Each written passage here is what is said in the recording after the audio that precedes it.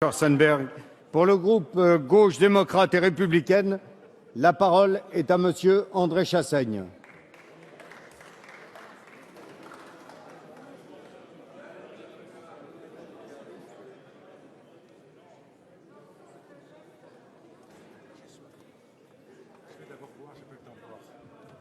Attendez, vous permettez que je vais boire un petit coup.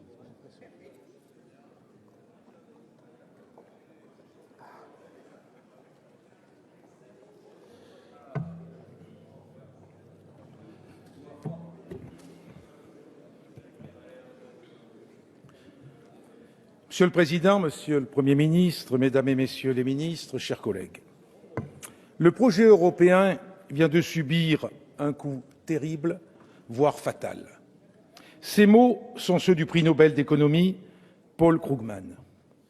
Ils résument l'appréciation que nous portons sur le contenu de l'accord dit de Bruxelles, sur lequel nous sommes appelés à nous prononcer cet après-midi. Cet accord qui se clôt sur un triptyque soumission, humiliation, libéralisation. Les efforts demandés à Athènes dépassent l'entendement. Ils recèlent, comme l'exprimait encore Paul Krugman dans les colonnes du New York Times, un esprit de vengeance, la destruction totale de la souveraineté nationale et effacent tout espoir de soulagement. Il s'agit de faire payer au peuple grec le fait d'avoir osé dire non à l'Europe de l'orthodoxie financière, non à l'asphyxie de leur pays. Cet accord, Monsieur le Premier ministre, vous en avez convenu, n'a qu'un seul mérite, celui d'éviter à la Grèce l'exclusion de la zone euro, conformément aux vœux d'une très large majorité de la population grecque.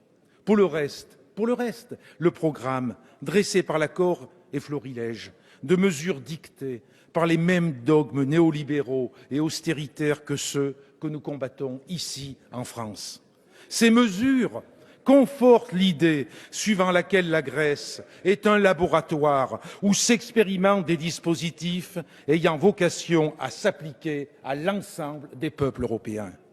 Notre ami, je dis bien notre ami Alexis Tsipras, le Premier ministre grec, a pourtant dû accepter cet accord.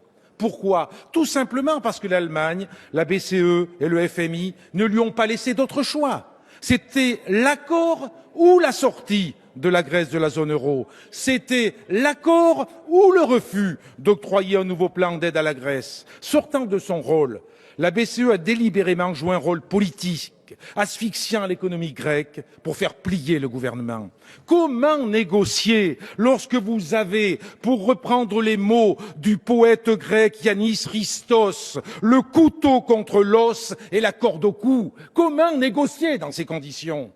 Non seulement Alexis Tsipras n'a bénéficié d'aucune marge de négociation, mais l'accord finalement conclu est en contradiction totale avec la volonté souveraine exprimée par le peuple grec lors du référendum organisé quelques jours auparavant. Dans ces conditions, nous l'affirmons, cet accord n'a pas été librement consenti, pour reprendre une notion fondamentale du droit international des traités. Cet accord a été obtenu sous la contrainte. Il a été extorqué, arraché et imposé par des négociateurs européens en usant de méthodes déloyales qui s'apparentent à un chantage. Au début du XXe siècle, à la sortie de la Première Guerre mondiale, le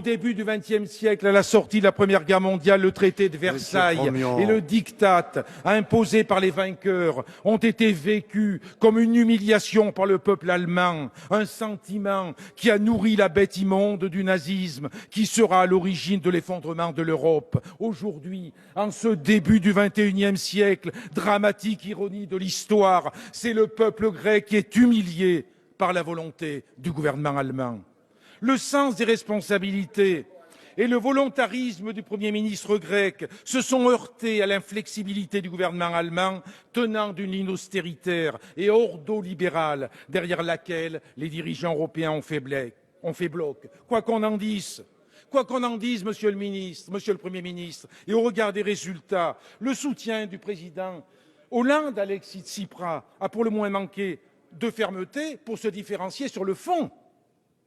Les États européens, comme la France et l'Italie, ont ici leur part de responsabilité. En validant les réformes engagées depuis 2011 dans la zone euro, two-pack, six-pack, MES, semestre européen, pacte budgétaire, ils ont assuré la prééminence de cette logique folle.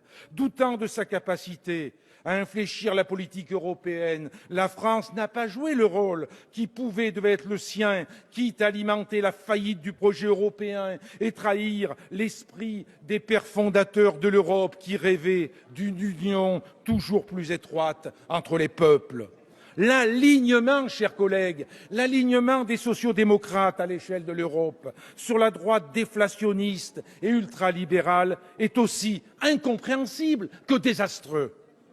De manière systématique et cynique, l'Europe et le FMI ont privilégié une approche punitive vis-à-vis du gouvernement grec. L'épisode que nous traversons révèle la profondeur de la crise européenne, qui est bien moins économique et financière qu'idéologique et démocratique. Il faut le dire, le dogmatisme n'est pas du côté de Tsipras, du gouvernement grec ou de Syriza. Le dogmatisme est du côté de la Troïka et de l'Eurogroupe. Et je peux vous le dire, Monsieur le Premier ministre, le dogmatisme n'est pas de notre côté, il est du vôtre. Il est du vôtre, Monsieur le Premier ministre. De fait, les actions prioritaires listées dans l'accord de Bruxelles reprennent presque mot par mot le plan des créanciers massivement rejeté par les Grecs lors du référendum du 5 juillet. Il prévoit notamment une hausse immédiate de la TVA de 13 à 23% pour la plupart des produits et services, la suppression d'ici à la fin 2019 de l'allocation pour les petites retraites, la finalisation de toutes les procédures de privatisation en cours, notamment celle des aéroports régionaux, des ports du Pirée et de Thessalonique et du réseau grec de transport d'électricité. D'ailleurs, sans attendre, les vautours sont déjà présents, ils ont déjà pris leur envol et il en est des Français. Ce plan met par ailleurs en œuvre une véritable mise sous tutelle de la Grèce, puisque l'accord prévoit que le Parlement devra revenir sur des lois déjà votées et que la Troïka aura un droit de regard sur les lois à venir. Si ce plan comprend quelques mesures fiscales positives proposées par les Grecs, comme la hausse de l'imposition des entreprises, positif, l'extension de la taxe sur les produits de luxe ou la suppression des règles fiscales spéciales sur le transport maritime, positif, il va aussi exercer un puissant effet récessif sur une économie déjà exsangue. Ces mesures vont continuer d'étouffer l'économie grecque. Ce plan va encore augmenter la dette grecque de sorte que le rééchelonnement simplement évoqué risque au final de simplement lisser les effets de cette augmentation. La plupart des économistes, y compris libéraux d'ailleurs, doutent de la pertinence de ce prétendu plan d'aide. La plupart le jugent irréaliste.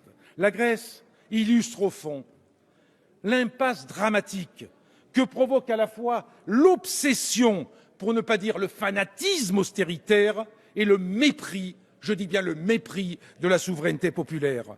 Autrement dit, le primat de l'Europe des financiers sur l'Europe démocratique.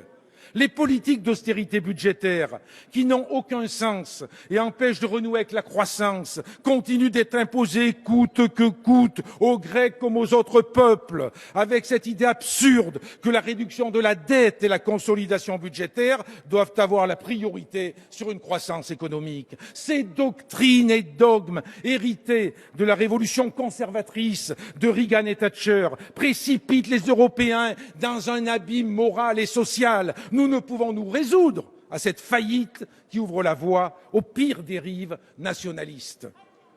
Si nous voulons sauver le projet européen, lui redonner de la crédibilité, il est impératif que nous prenions collectivement la mesure de ce qui se joue sous nos yeux. Si la zone euro ne redevient pas un projet politique commun, mais demeure comme aujourd'hui un espace de domination des forts sur les faibles, où ces derniers ne comptent pour rien, alors l'Europe est morte. Si la zone euro ne devient pas un espace de coopération et de solidarité, mais demeure comme aujourd'hui le terrain de jeu des marchés financiers et de leurs fondés de pouvoir, alors l'Europe est morte.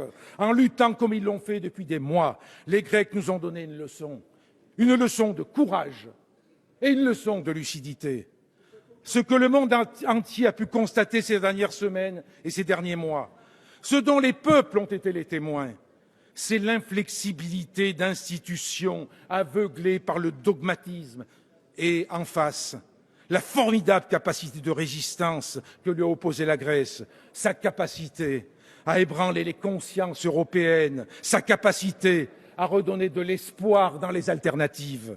La victoire, je dis bien la victoire, remportée par les créanciers et dirigeants européens ce week-end, victoire peu glorieuse sur un peuple déjà à genoux, ne peut rien contre l'espérance nouvelle qui se fait jour de toutes parts en Europe. Rien ne sera plus comme avant. Alexis Tsipras, à l'issue des négociations, confirmait sa volonté de continuer à lutter afin de pouvoir renouer avec la croissance et regagner une souveraineté perdue. Nous avons gagné la souveraineté populaire, ajoutait-il. Le message de la démocratie a été transmis en Europe et dans le monde entier. C'était le plus important. C'était en effet le plus important. Les Grecs ont convaincu nombre d'Européens que l'Europe pouvait être une idée neuve. Solidaire du peuple grec et de son gouvernement, nous ne pouvons cautionner un projet d'accord obtenu par la contrainte avec le pistolet sur la tempe, ni cautionner l'humiliation infligée à un peuple souverain.